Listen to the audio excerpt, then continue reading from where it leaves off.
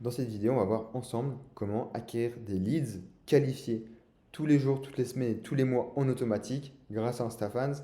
Et en parallèle de ça, ce bot, cet outil va pouvoir faire grossir ton audience, que ce soit d'une manière où tu vas pouvoir prendre des abonnés, ça va pouvoir interagir avec tes stories, interagir avec tes posts, interagir avec tes réels Instagram et t'envoyer des messages.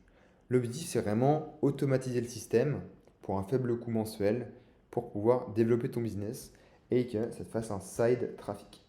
Donc, directement, on commence par les bases. Si ton compte il est éclaté, déjà ça convertira pas beaucoup. Ok? Qu'on soit clair dès le début, il faut que ton compte déjà il ait une photo de profil qui soit impactante et directement on va pouvoir savoir qui a pu liker et interagir avec le profil des personnes que vous allez pouvoir cibler.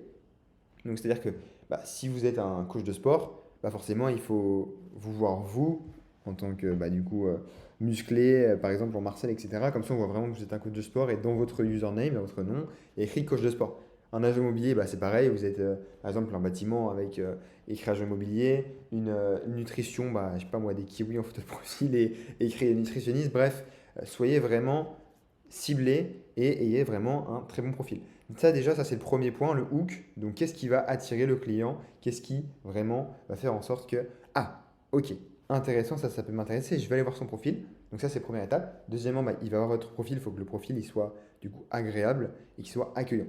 Est-ce qu'il y a des stories, il y a des résultats, il y a la preuve sociale? Qu'est-ce que vous faites rapidement, deux, trois lignes dans votre bio? Un call to action vers le produit, votre base email, votre coaching, euh, que ce soit votre coaching, votre formation, votre programme, bref, peu importe ce que vous souhaitez justement vendre, ou en tout cas renseigner des informations, il faut que ce soit clair directement dès le début.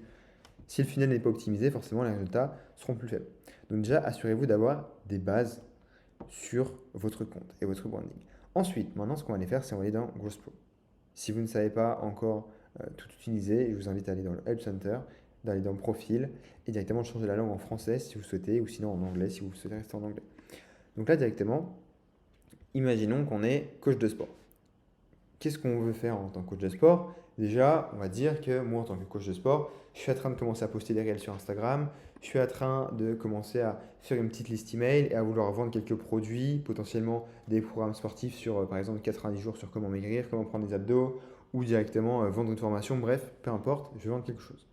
Donc, ce bot va me permettre, en tant que coach sportif, d'avoir plus d'interactions sur mon compte, donc d'avoir une meilleure activité, qui va pouvoir faire du coup un green flag, du coup un drapeau vert plutôt en français, sur votre compte, et du coup augmenter les interactions petit à petit, augmenter le reach.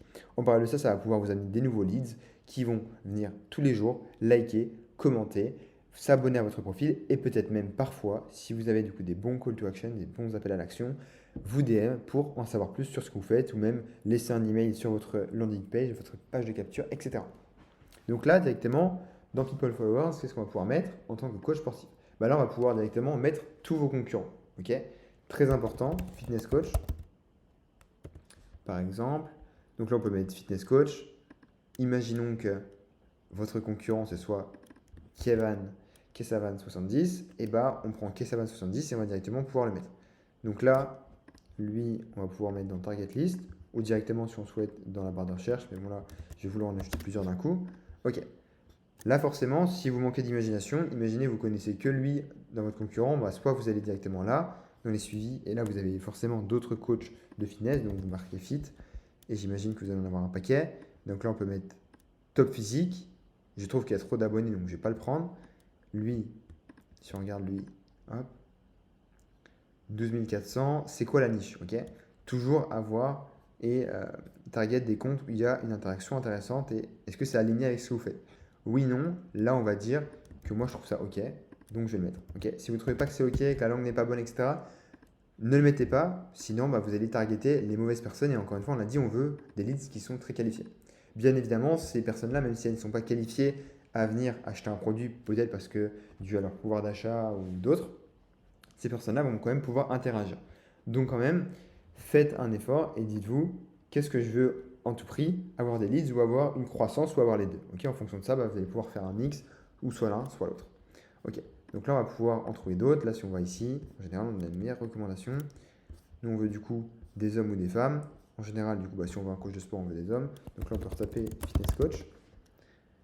Normalement, bah, si vous êtes fitness coach, vous connaissez vos concurrents, donc ça va être facile pour vous. Moi, je ne connais pas forcément beaucoup de fitness coach. Là, du coup, je vais pouvoir copier. Parfait. Là, je vais dans People Likers. Je fais la même chose. J'insère.